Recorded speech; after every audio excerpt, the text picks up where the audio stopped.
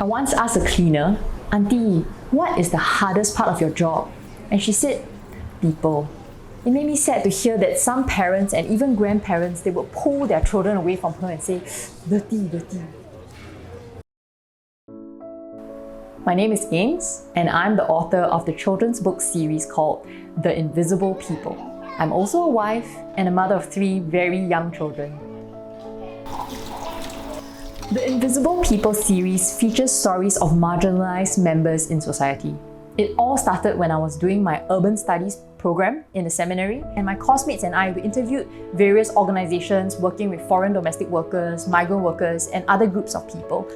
And through this, we heard so many heartbreaking stories. A migrant worker sent home because of his injury, a bus driver providing for his family, and a domestic worker with a huge responsibility to bear. Hearing all these stories about unfair treatment really kept us awake at night.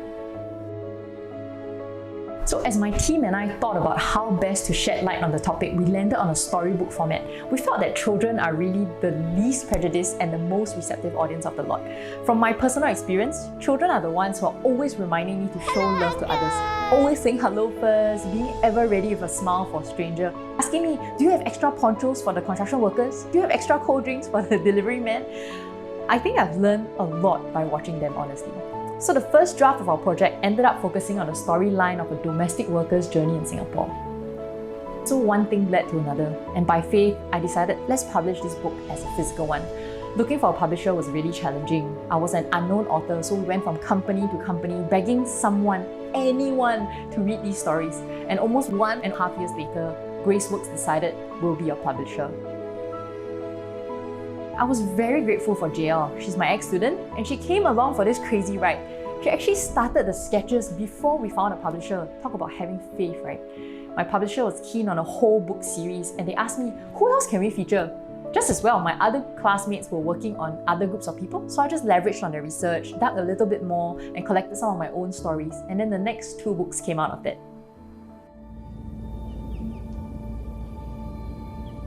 It was only when COVID-19 exploded that the difficulties faced by this migrant community was pushed into the limelight. Home-based learning became a thing.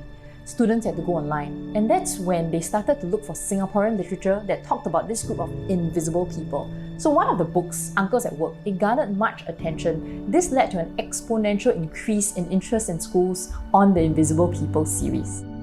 I was invited to speak at preschools, primary schools, mainly through Zoom and video presentations. But even so, I really struggled giving these talks. How do I conduct a workshop with so little experience? And how do I engage so many children at one time? And most importantly, how do I make sure they hear the message of the invisible people and they walk away treating these wonderful people with greater love and respect? I still don't have the answers to these questions, but I'm really grateful for the experienced teachers as well as authors who gave me some advice along the way. I was so encouraged to hear that there were students who actually made relief care packages for the workers stuck in the dorms, and there were mummies who would send me videos of their children waving, smiling, and saying thank you to these invisible people.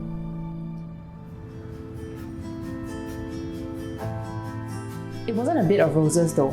We also had people who made hurtful comments like, "Why glorify these subpar professions? You're encouraging children to do dangerous things like entering a construction site, talking to strangers. These uncles, they could be sexual predators.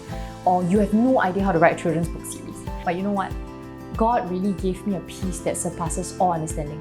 I will continue to write as long as children will continue to read. And I will continue to be faithful in trusting God to grant the series favor.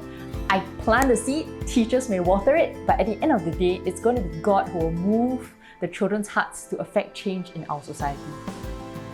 I love watching Auntie sort the mail. She is first. If there was a postman competition, Auntie will surely win.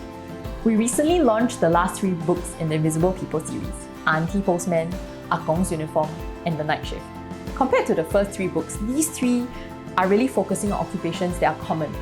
A cleaner in the food court or the hawker centre, the night shift man, as well as the postman, or the post lady in this case.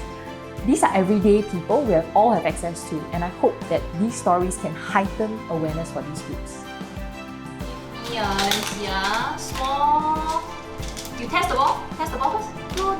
You know, this whole journey has made me realize what a privilege it is to be appointed storyteller by the greatest storyteller of all. Every time a book gets sold, it means that someone else will be thinking of these people in God's heart. And that really fills my own heart with much joy.